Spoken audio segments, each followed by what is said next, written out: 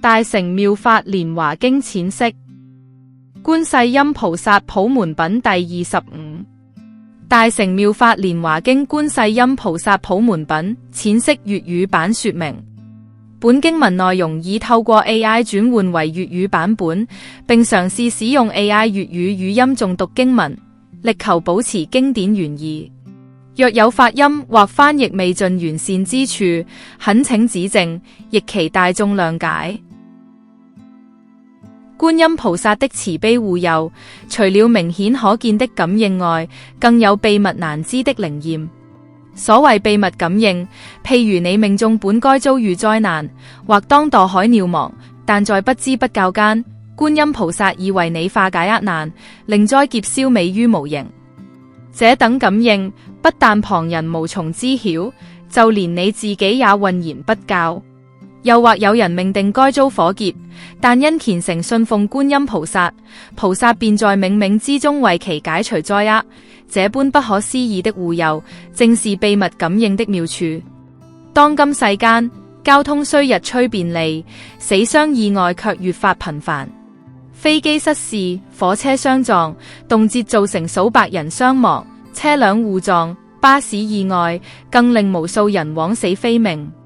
在此等危難之際，若能誠心持誦普門品，念誦大悲咒，虔信觀音菩薩，菩薩必於人所不知處，暗中為你轉禍為福，化險為夷。所謂逢凶化吉，遇難呈祥，正是此理。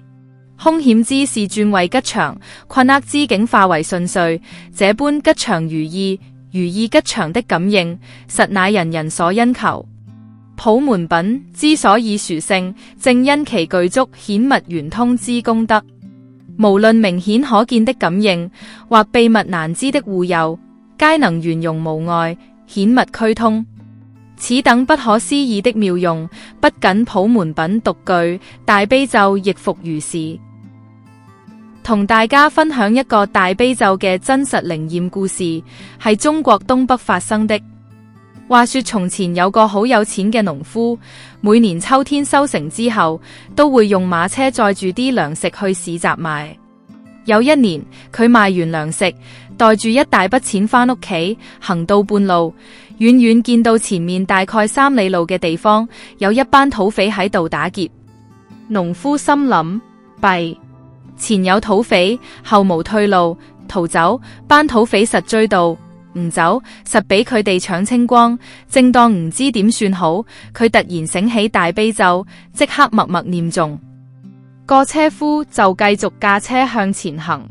神奇嘅事發生，當架馬車就快到土匪埋伏嘅地方，突然有個後生仔從土匪堆度走出來，行到馬車前面同車夫講：俾條馬鞭我，等我幫你駕車。個後生仔接過馬鞭，就咁大搖大擺駕住架馬車，從班土匪面前經過。你估點？班土匪好似睇唔到咁，完全冇攔截。等到離開土匪範圍，個後生仔先還返條馬鞭俾車夫，仲話：而家冇事啦，快啲走啦。農夫好感激，就問：恩公，請問你叫咩名？住邊度？等我第日去多謝你。個後生仔笑笑口答：我叫亞世印。講完就走咗。農夫當下仲未醒起，亞世印其實就係大悲咒入面其中一位護法神。等佢諗起，想再揾返恩公道謝，已經揾唔到人。呢個故事話俾我哋知，大悲咒嘅力量真係不可思議，只要誠心念誦，護法神真係會暗中守護。最緊要係有信心，唔好抱住試下靈唔靈嘅心態。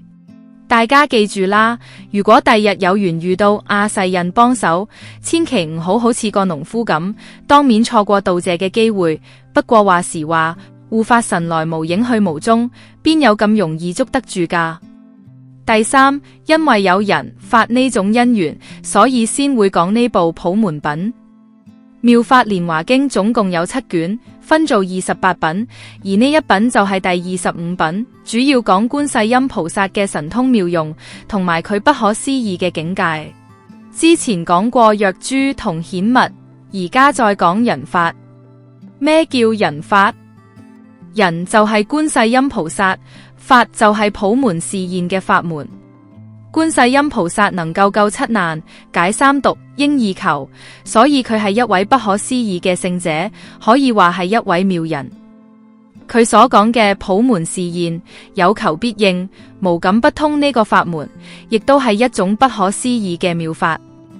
正因為係妙人妙法，先至配得上普門呢個稱號，名實相符。就係因為人法嘅因緣，觀世音菩薩先至宣講呢部普門品。第四種，咩叫做慈？慈就係能夠給予眾生安樂。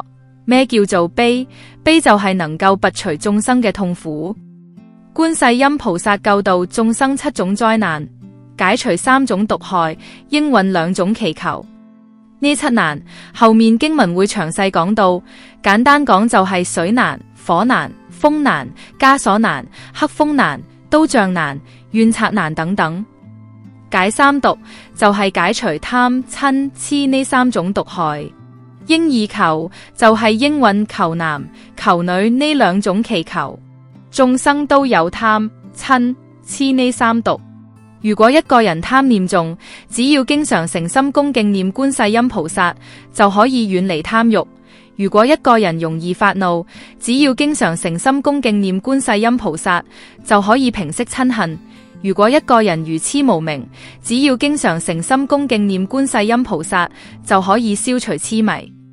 講到貪，可以講嘅嘢好多；講到嗔，亦都唔少。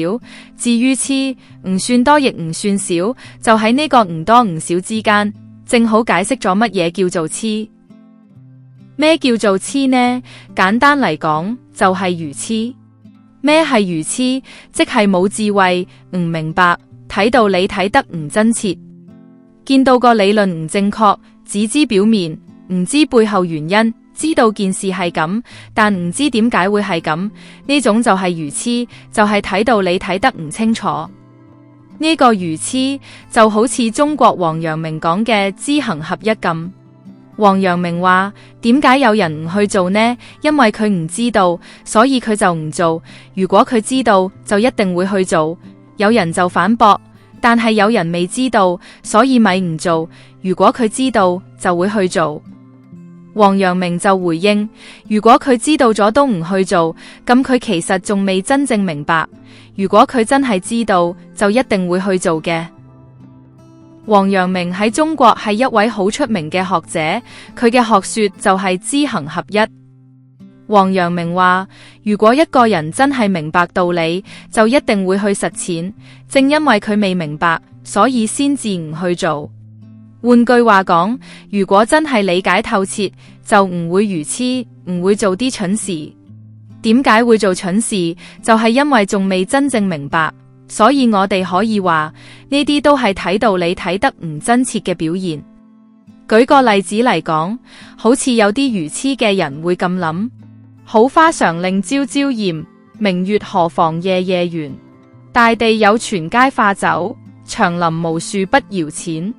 貪戀花朵嘅人會生出愚癡心，諗呢朵花如果永遠都咁鮮艷唔凋謝，日日都開得咁靚就好啦。貪玩賞月嘅人又會話：點解月亮唔可以晚晚都咁圓呢？琴晚個月好圓，如果每晚個月都咁圓幾好啊！我每晚出去賞月，月光咁明亮，連電燈都唔使開，天然光線又慳錢，幾完美。呢啲唔通唔係愚癡嘅想法咩？月有圓缺，花有開謝。花開代表生命，花謝代表凋零，亦係花嘅終結。月圓之後必有月缺，點解月亮會有盈虧？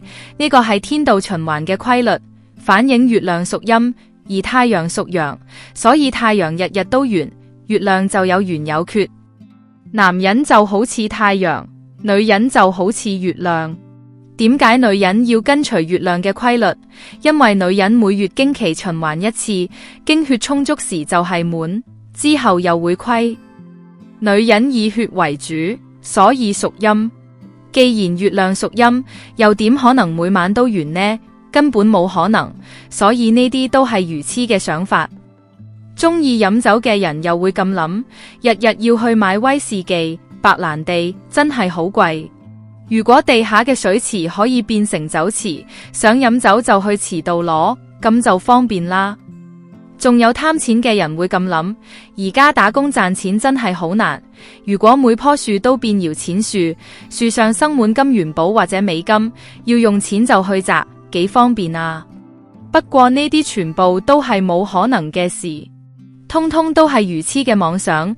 再舉個簡單例子，有個人連小學都冇讀過，中學更加唔使講，但係佢竟然想攞大學博士學位。